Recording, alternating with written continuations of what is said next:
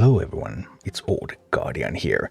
There's some breaking news last night, because according to both Bloomberg, Jason Schreier, and The Verge, Tom Warren, these two are the original reporting. This is now shown in multiple sites, but these are the original reports. So there will be substantial layoffs at Xbox as early as next week. Microsoft's financial year is going to end on Monday next week, and they are just probably... Well, according to reports, they are going to lay off a bunch of people at Xbox right after. This is expected to hit physical distribution of Xbox, but potentially also game studios, and this is described as substantial and major. And there is a connection to Warcraft Rumble. You might think that, okay, Xbox, well, what about Xbox? But Blizzard is part of what's considered Xbox, the gaming division of Microsoft. And the last time Rumble team had layoffs, which was in September 2024, those layoffs were publicly described as Xbox layoffs. And Microsoft has been pretty active on the layoff front lately, because if you look a little bit back to January 2023, that was before the Blizzard acquisition, there were major Microsoft layoffs. Overall, 10,000 people lost their jobs. The Xbox headcount, the amount of people that were laid off from Xbox is uncertain, but there were substantial layoffs there as well. Then January 2024, 1,900 Xbox employees, mainly from Activision Blizzard. Blizzard was affected, but Rumble was spared from these layoffs. Then September 2024, 650 Xbox employees, and this is the layoff round, so far the only layoff round that hit Rumble. Around 25 people from the Rumble team were let go. Then there were also layoffs in January 2025, a smaller round, did affect the gaming division, but we don't know the headcount. And in May 2025 there was yet another round of Microsoft layoffs, but I think gaming division was not affected by these layoffs. At least I have not seen any notices of that. So Microsoft January layoffs are happening, and then these mid-year layoffs. Microsoft just likes to lay off people. So is Microsoft in financial trouble then?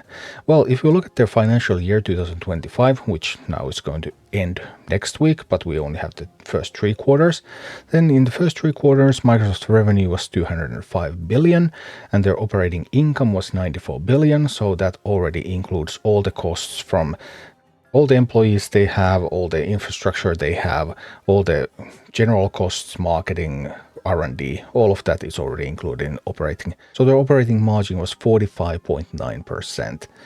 Back in the day when we still made like physical products, when there was still like factories and stuff, then 10% was considered good, 20% was considered excellent. Their operating margin was 45.9%. Well, there's also more to it, because of course each division has to carry themselves, and gaming is part of more personal computing. More personal computing includes Windows, gaming, and search. And the revenue of those were 41 billion, and operating income was a little bit under 11 billion, with an operating margin of 26.6%. Remember, comparing to what used to be considered great performance by companies, this is phenomenal. But of course, it's not so phenomenal compared to Microsoft overall. And we can't quite get to the gaming part. We can only see some of the gaming part because Microsoft stopped reporting about Activision Blizzard now that they have had them for more than a year.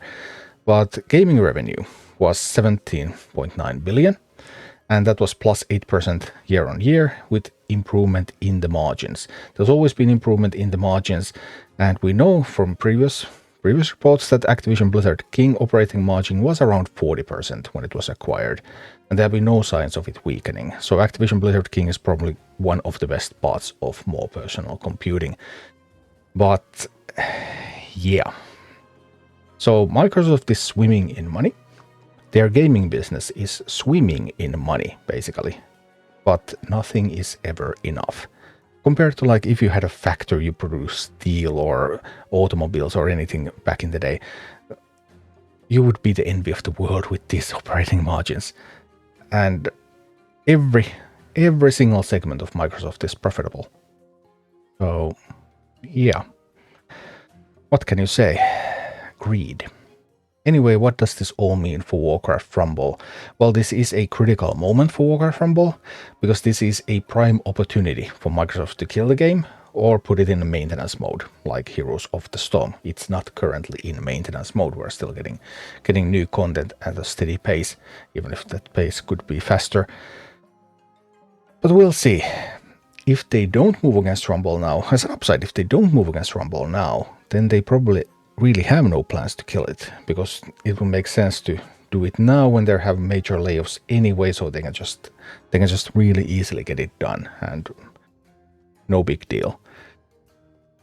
But next week, another crucial moment for Rumble. We'll see what's going to happen. If it dies, it dies. If it doesn't die now, then I suppose we'll have quite some time left. But yeah, let's see how it goes. Thank you for watching. Click like and subscribe if you enjoyed this, and a special thanks to all of my Patreon supporters, YouTube members and Twitch subscribers who make all of these videos possible.